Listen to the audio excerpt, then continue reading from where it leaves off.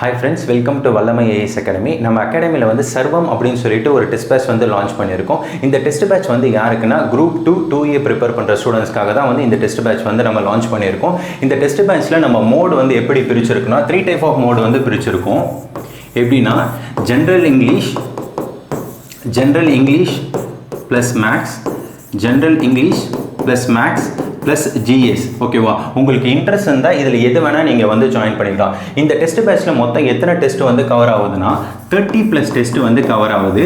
For example English வந்து எப்படி இருக்கும்னா, இங்கிலீஷில் வந்து சிலபஸ் வைஸ் டெஸ்ட் வந்து எத்தனை இருக்குன்னா மொத்தம் 13 வந்து சிலபஸ் வைஸ் டெஸ்ட் இருக்கும்.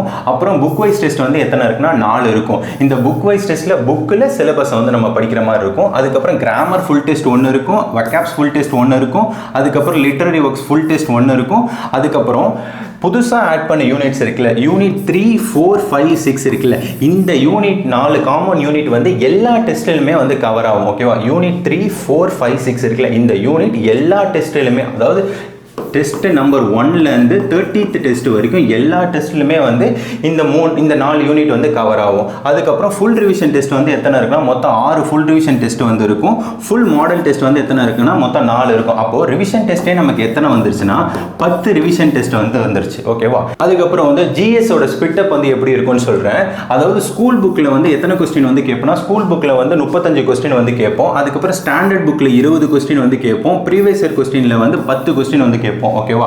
அதுக்கப்புறம் கரண்ட் அஃபேர்ஸ்ல வந்து 10 கொஸ்டின் வந்து கேட்போம். அப்போ நம்ம வந்து ஸ்கூல் புக்கும் கவர் பண்ண மாதிரி இருக்கும், ஸ்டாண்டர்ட் புக்கும் கவர் பண்ண மாதிரி இருக்கும், ப்ரீவியஸ் இயர் கொஸ்டினை வந்து கவர் பண்ற மாதிரி இருக்கும். கரண்ட் அஃபேர்ஸும் எல்லா டெஸ்ட்லையுமே வந்துடும்.